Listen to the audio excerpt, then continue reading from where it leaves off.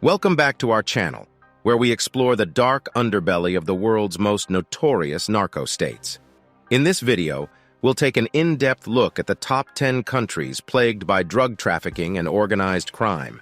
From the bustling streets of Mexico to the remote regions of Afghanistan, these nations have become synonymous with drug-related violence and corruption. At number 10, we have Jamaica.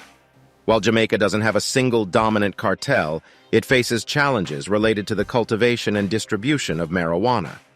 Various local criminal organizations are involved in this trade, exerting influence over the island's drug market. Though estimating their exact wealth is challenging, their involvement in the drug trade is significant. The Jamaican government has taken steps to combat drug trafficking and organized crime. The establishment of specialized law enforcement units, such as the Jamaica Constabulary Force's Narcotics Division, has aimed to disrupt drug trafficking networks. Additionally, international cooperation with countries like the United States has led to joint operations and information sharing to combat drug-related activities. Moving on to number 9, we have Brazil. The Red Command, Comando Vermelho, is one of Brazil's most powerful cartels, primarily operating in Rio de Janeiro. Known for their involvement in drug trafficking, arms smuggling, and extortion, the Red Command has amassed an estimated wealth in the billions of dollars. Their control over drug smuggling routes and their involvement in other criminal activities have solidified their reputation as a formidable force in the narco state. The Brazilian government has implemented various initiatives to combat drug trafficking and organized crime. Specialized law enforcement units, such as the Federal Police and the Brazilian Anti-Drug Specialized Police, DNARC, have been established to target drug-related activities and dismantle criminal networks. Next up, at number 8, we have Honduras. The dominant cartel in Honduras is Los Cachiros, a criminal organization involved in drug trafficking, money laundering, and contract killings. Los Cachiros has amassed a considerable fortune, estimated in the hundreds of millions of dollars, through their control of drug smuggling routes and their involvement in various illicit activities. Their influence over the narco state is significant, causing widespread violence and corruption. The Honduran government has made efforts to combat drug trafficking and organized crime, with support from international partners, particularly the United States. Joint operations, intelligence sharing, and the establishment of specialized law enforcement units have been implemented to target drug traffickers and dismantle criminal networks. At number 7, we have the Netherlands. While the Netherlands doesn't have a single dominant cartel, it faces challenges related to the production and distribution of synthetic drugs, such as MDMA. Criminal organizations involved in this trade have accumulated significant wealth, although estimating their exact financial worth is challenging. The Netherlands' role as a major transit and distribution hub for drugs contributes to its reputation as a narco state. The Dutch government has also implemented strict regulations and measures to control and mitigate the negative consequences associated with drug use and trafficking. Law enforcement agencies actively work to combat drug-related crimes and maintain public safety. Authorities target illicit drug production, distribution networks, and criminal organizations involved in the drug trade. Moving on to number 6, we have Venezuela.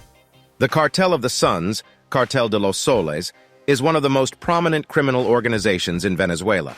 Composed of high-ranking military officials and government figures, the Cartel of the Suns has exploited its connections to gain control over drug trafficking routes and engage in corruption.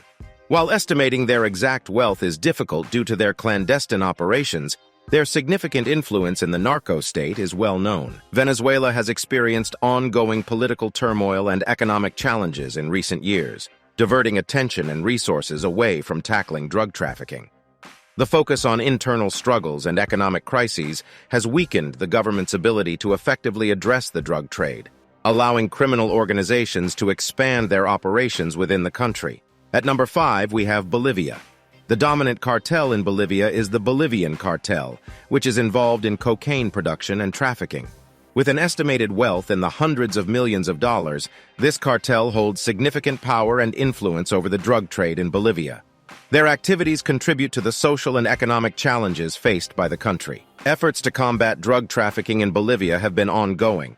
The government has implemented various strategies, including the promotion of alternative crops, regulation of coca cultivation, and law enforcement operations targeting drug trafficking networks.